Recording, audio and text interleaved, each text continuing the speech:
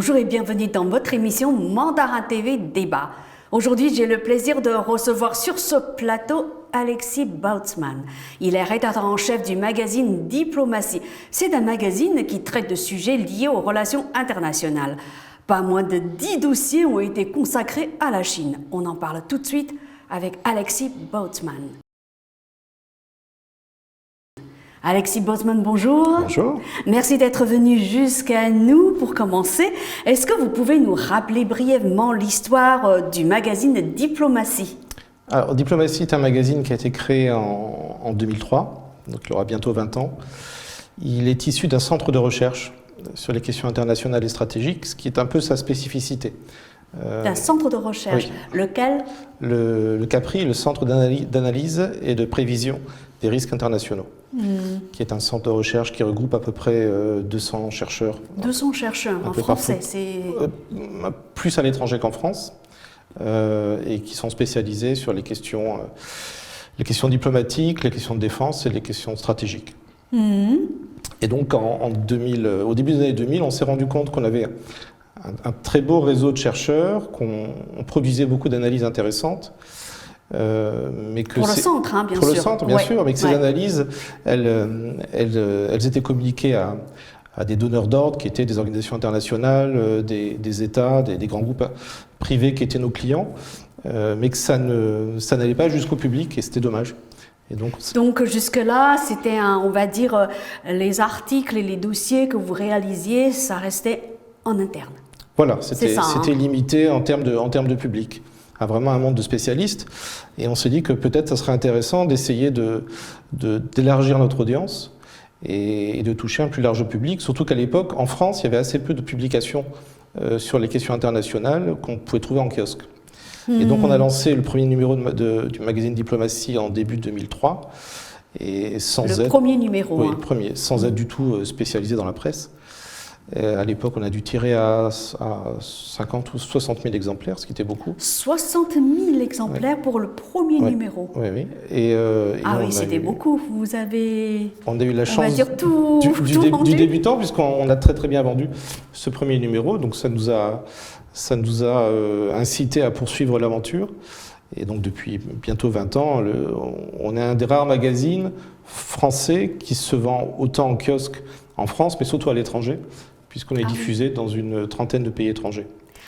Dans différentes langues?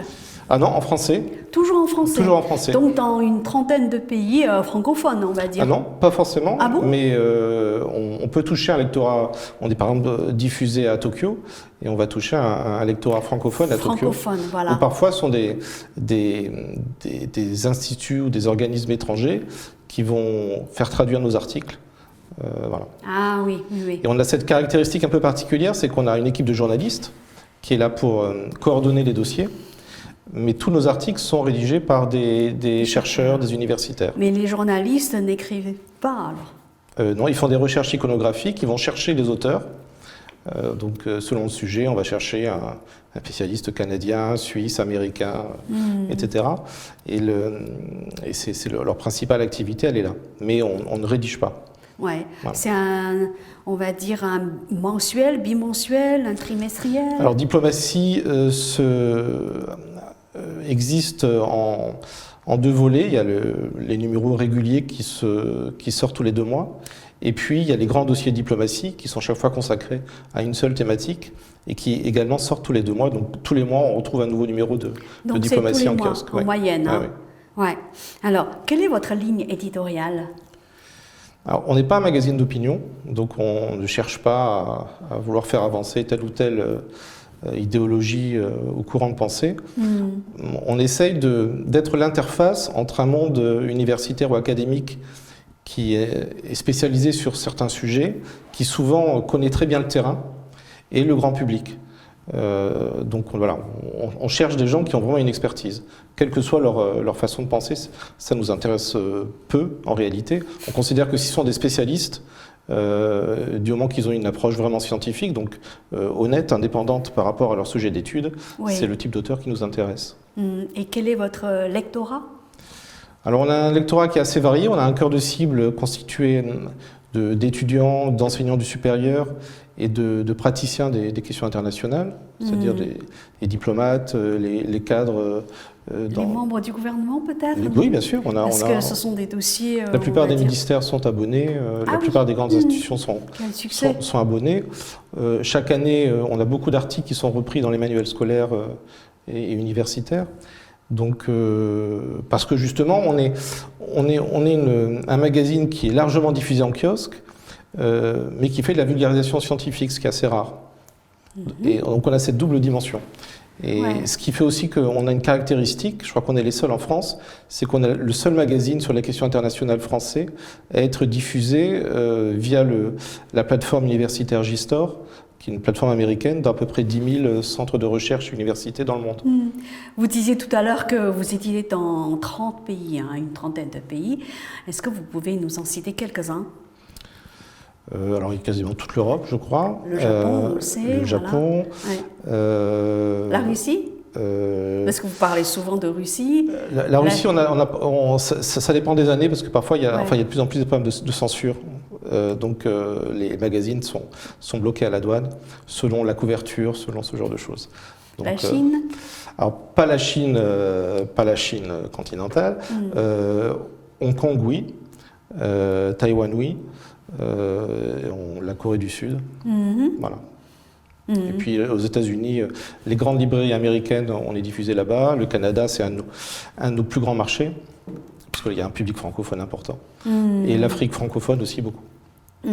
Donc vous êtes venu avec quelques exemplaires, quelques numéros de diplomatie. En fait, vous avez réalisé au moins une dizaine de grands dossiers sur la Chine. Cela va de la géopolitique aux Ouïghours, en passant par Taïwan, la puissance militaire chinoise, les relations entre la Chine et les États-Unis, etc., etc. Eh bien, aujourd'hui, nous allons consacrer votre interview, au dernier numéro qui est sorti et qui s'intitule « Chine et puissance ». Alors, il me semble que ce n'est pas un numéro de diplomatie, parce que c'est marqué carton. Qu'est-ce que c'est alors? Et pourtant, vous êtes venu avec ce magazine? C'est un autre magazine, c'est le même groupe de presse, mais c'est une autre équipe éditoriale, et surtout c'est un autre traitement de l'information géopolitique, puisque là on traite des questions internationales à travers des cartes. Donc il y a à chaque fois à travers des cartes. Voilà. Chaque fois un court texte d'analyse et une cartographie qu'on réalise en interne. On a des cartographes en interne et qui vont projeter des informations géopolitiques sur des cartes de manière à souvent mieux comprendre le contexte international dont il s'agit. Vous pensez que utiliser une carte, ça peut apporter un plus? Oui, c'est un outil d'aide à la compréhension et à l'analyse qui est vraiment très très efficace si vraiment on a des bons cartographes et si on considère la cartographie comme un objet d'analyse et pas simplement une illustration. Ouais. Alors c'est vous qui rédigez l'édito de chaque numéro? Alors c'est le rédacteur en chef qui n'est pas moi là, ce n'est pas vous. Oui, c'est qui fait l'édito. Oui. Voilà. J'ai une question à lui poser. Ah oui, alors je vais essayer de répondre puisqu'il n'est pas là, je vous la pose. Dites-moi.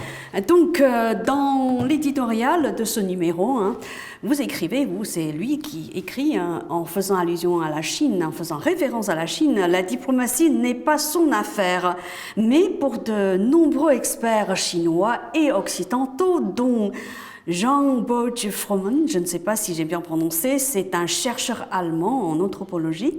Lui, il a écrit ceci. Pour un avenir prospère, il est très important que l'Occident surmonte sa tradition impérialiste et apprennent à accepter qu'il n'est pas nécessaire pour tous les pays du monde, il n'est pas nécessaire que tous les pays rejoignent le système démocratique occidental. Que pensez-vous de ce point de vue? Alors c'est effectivement le point de vue qui est partagé par la Chine et un certain nombre d'autres pays.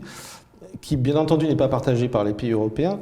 Alors il y a des vérités sur lesquelles on peut débattre. La démocratie est une pensée politique qui est née en Europe. J'ouvre juste une petite parenthèse. Pourquoi je vous pose la question? Parce que c'est une idée qui commence à faire son chemin de plus en plus d'ailleurs. Donc c'est intéressant qu'on en parle. Oui. Donc historiquement, la démocratie est née à Athènes. Donc c'est un héritage de la culture européenne. Et l'histoire de l'Europe étant ce qu'elle a été, une histoire impériale, à travers les différents États qui ont colonisé une grande partie de la planète, ils ont progressivement essayé d'exporter mais sur le tard, ce mode de gouvernance. Et avec les Lumières, etc. aussi, il y a cette idée que finalement le progrès social doit se combiner avec cette forme de gouvernance qui est la démocratie. Alors dans les faits, on se rend compte que jusqu'à présent, les principales puissances économiques, politiques mondiales étaient plutôt celles qui épousaient ce mode de gouvernance. Donc il y avait un rapport entre... Intentionnellement ? En tout cas, on voit qu'il y a une concordance entre les deux. Prenons l'exemple du Japon, par exemple, qui n'est pas un pays, on va dire, européen. Oui, justement. Et c'est un pays riche. Et c'est une démocratie. Donc on se rend compte que si on fait la liste des pays riches dans le monde, des pays où les gens vivent bien, on se rend compte que bien souvent, la plupart du temps, ce sont des démocraties. Donc il y a l'idée de progrès peut rejoindre celle de démocratie.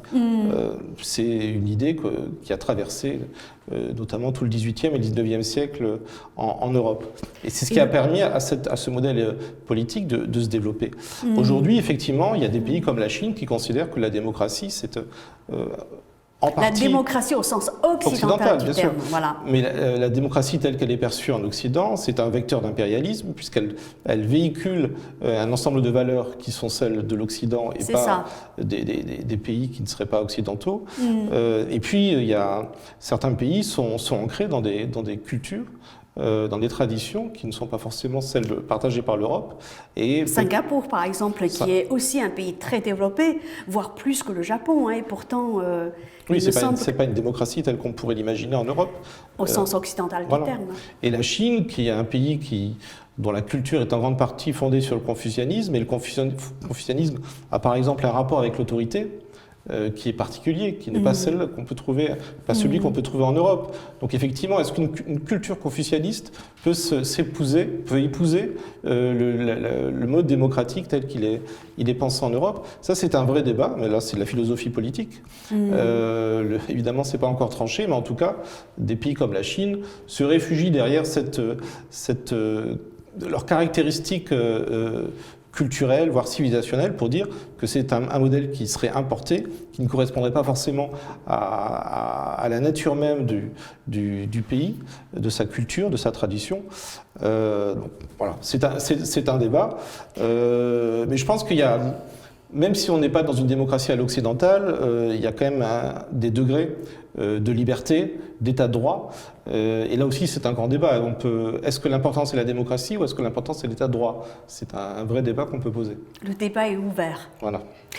Alors, dans votre dossier, dans ce numéro, vous avez fait un dossier qui est consacré au centenaire du Parti communiste chinois. Dans ce dossier-là, vous évoquez plus particulièrement des écarts de revenus considérables en Chine, ce qui est d'ailleurs une réalité. Donc vous écrivez « Les 1% de Chinois les plus fortunés détenaient 30% de la richesse du pays ». Comment l'expliquez-vous, cet écart de revenus? Est-ce que vous avez... Alors il faut bien se rendre compte que la Chine s'est extraordinairement développée en 20 ans, depuis son accession à l'OMC. Dans les années 80, par exemple, je crois que le PIB par habitant de la Chine était 4 fois inférieur à celui du Maroc. Ah oui. Donc aujourd'hui, la Chine est la deuxième puissance économique mondiale. Donc il y avait un effort de développement qui est considérable, mais la Chine part de si loin qu'effectivement, il y a encore beaucoup de chemin à parcourir pour aboutir à une redistribution des richesses et à des niveaux de vie qui pourraient être comparables à ce que l'on trouve en Europe. Et puis il y a une démographie aussi qui est une des caractéristiques de la Chine. Quand vous avez plus d'1 milliard d'habitants, c'est vrai que ça demande encore plus d'efforts que d'attirer à soi une population qui est dans l'extrême pauvreté et qui se compte en dizaines ou en centaines de millions de personnes. Donc l'effort est d'autant plus important. Et puis une troisième caractéristique sans doute, c'est que du fait du mode de développement ces 20 dernières années de l'économie chinoise, un développement essentiellement manufacturier, les richesses se sont concentrées dans les villes, dans les grandes villes et dans les ports. Et donc tout le reste du territoire chinois a eu tendance à être beaucoup moins favorisé par le développement de la Chine, notamment les campagnes.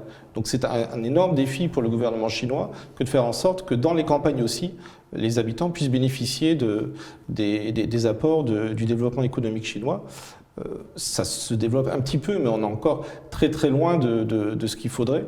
Et comme je vous le disais, c'est vraiment sans doute le plus grand défi de la société chinoise, bien avant d'autres qui peuvent être plus médiatisés, mais qui sont sans doute moins importants. Ouais. Et d'ailleurs, le gouvernement chinois a tenu compte de ce phénomène pour maintenant développer l'économie de plus en plus dans on va dire, le grand ouest de la Chine, pour réduire justement les écarts de revenus.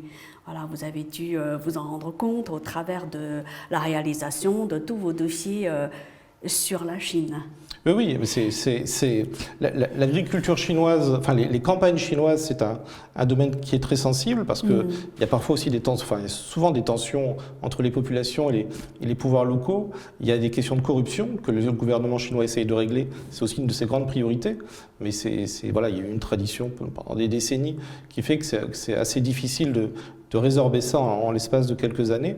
Donc c'est un contexte où il y a vraiment des efforts considérables à entreprendre et c'est vraiment le grand défi de la Chine, si elle veut accéder au rang de première puissance mondiale. Qu'en est-il de la France au niveau des écarts de revenus ? Est-ce qu'on a les statistiques les plus récentes ? Alors la France a cette caractéristique d'être parmi les pays riches, l'un des pays où les écarts de richesse sont les plus faibles. Parce qu'on est dans un modèle de redistribution qui est très important. Je crois que parmi les pays membres de l'OCDE, on est sans doute le pays qui redistribue le plus. Est-ce qu'on connaît l'indice Gini, je crois ? Je ne l'ai pas en tête, mais il est... Parce qu'en Chine, c'est quand même important, 0,48. Mais la France est le pays qui emploie la plus grande part de son PIB en termes de redistribution des richesses, notamment en termes de prestations sociales, etc. Donc c'est vraiment une caractéristique du modèle social français. Et aussi, c'est parce que la France, on va dire, sur le plan politique, c'est un modèle plutôt socialiste. Alors, socialiste, je ne sais pas, mais en tout cas, c'est une...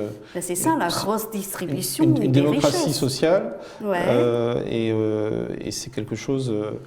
vous savez, dans la devise républicaine française, il y a liberté, égalité, fraternité. La notion d'égalité, mais la notion de fraternité est très importante. Et elle est incarnée d'un point de vue politique par cette capacité qu'a l'État à essayer de redistribuer une partie des richesses. Alors, toujours dans ce dossier-là, lorsque vous évoquez les écarts de revenus en Chine, est-ce que vous avez pensé à parler d'un autre aspect lié aux revenus des Chinois ? C'est l'éradication de la pauvreté extrême pour la première fois depuis 5000 ans. Donc la Chine du Parti communiste chinois est parvenue à mettre fin à la pauvreté absolue en 2020. Cet effort a été salué d'ailleurs par la Banque mondiale. Est-ce qu'on peut considérer ce résultat comme faisant partie des mesures visant à réduire les écarts de revenus ? À votre avis ? Tout ce qui contribue à réduire la grande pauvreté va toujours dans le bon sens. Alors les chiffres sont assez divers selon les organisations internationales qui traitent de la question. Quelles sont vos informations en la matière ? Je crois que selon la Banque mondiale, il y a 100 millions de Chinois qui font partie de la catégorie très pauvre. 100 millions. Oui, je crois... je ne sais plus combien, peut-être 400 millions de Chinois qui ont moins de 5 ou 6 dollars par jour de revenus. Donc ce sont des niveaux de richesse qui sont très bas par rapport à l'idée qu'on a de la puissance chinoise, qui est une réalité. C'est-à-dire, pouvez-vous développer ce point de vue ? La Chine, il y a une très grande différence entre le PIB agrégé chinois, qui est le deuxième au monde après les États-Unis, et le PIB par habitant. donc le PIB agrégé, l'ensemble des richesses produites par la Chine talonne le PIB américain, ce qui est considérable. En effet, oui, oui, oui. Par contre, le PIB par habitant, la Chine est à peu près au 70e rang mondial. Donc selon les calculs, la Chine est plutôt proche du Mexique que des États-Unis. Donc c'est là qu'on s'est rapporté à l'ensemble de la population, n'est-ce pas? La par moyenne, habitant, elle voilà. est très très basse. Voilà. Et donc c'est là c'est peut-être normal puisque la Chine compte 1,4 milliard d'habitants. Oui, c'est ça. Donc c'est pas étonnant. Ouais. C'est une des caractéristiques de la démographie chinoise qui est considérable et ce qui montre bien que l'éradication de la pauvreté, ou en tout cas la tentative de réduire les différences salariales ou de richesse entre les citoyens chinois est un véritable défi parce qu'on a une masse de population qui est absolument considérable. Donc c'est sûr que l'énergie qu'il faudra déployer par les autorités chinoises sera largement plus conséquent que sur un petit pays qui aurait 10 ou 30 millions d'habitants. Et vous, en tant qu'occidental, en tant que journaliste français, est-ce que vous croyez à cet idéal chinois qui consiste justement à progresser encore plus dans l'échelle des richesses? Puisqu'on a franchi je pense que une première étape qui est d'éradiquer la pauvreté absolue. C'est un défi, mais c'est surtout une obligation politique, parce que si la Chine vous en avez parlé, effectivement, veut devenir obligation politique. Une vraie puissance mondiale, il faut qu'elle trouve une paix intérieure. Et cette paix intérieure, elle ne pourra se construire qu'à travers une société qui correspond à des niveaux de ressources tels qu'on peut l'imaginer dans une grande puissance. Si la société chinoise, c'est d'un côté des très pauvres et de l'autre côté des très riches, eh bien ça va créer énormément de désordre parce que nécessairement les très pauvres vont contester cet état de fait. Et donc la puissance chinoise va, au bout d'un moment, peut-être être plus tendre plus à essayer de ramener l'ordre dans ses propres frontières plutôt que de s'étendre à l'international. Donc ça va être un frein majeur. Je pense que c'est ce qu'ont compris les autorités chinoises et c'est pour ça que la réduction de la pauvreté en Chine fait partie des grandes priorités. Je pense que c'est aussi un défi pour d'autres gouvernements. Hein. Même si en France, l'écart de revenus est moins important que celui de la Chine, je pense que l'un des grands défis oui, c'est un défi qui est mondial. Français, oui, c'est un défi Bien mondial. Vous parlez d'obligation, voilà. Et je pense que le gouvernement chinois préfère utiliser un autre terme qui est de volonté, on va dire idéal. Enfin, ça revient à la même chose. Les deux peuvent s'associer, hein, mais ce qui est certain, c'est qu'il y a une réalité qui n'est pas que chinoise. On le voit en France ou aux États-Unis. L'élection de Donald Trump, manifestations, voilà. des gilets jaunes. L'élection de Donald Trump aux États-Unis participait de cet état de fait avec des classes moyennes américaines qui devenaient de plus en plus pauvres, ce qui était une caractéristique tout à fait nouvelle dans l'évolution de la société américaine. En France aussi, on se rend compte que les classes moyennes perdent de plus en plus d'argent quelque part, et que la projection qu'ils font de l'avenir est de moins en moins rose, alors que pendant des décennies, c'était exactement le contraire. Donc c'est quelque chose qui dépasse évidemment largement le cadre chinois, mais qui conditionne la stabilité des États. Et donc c'est pour ça que c'est un défi pour tous les pays.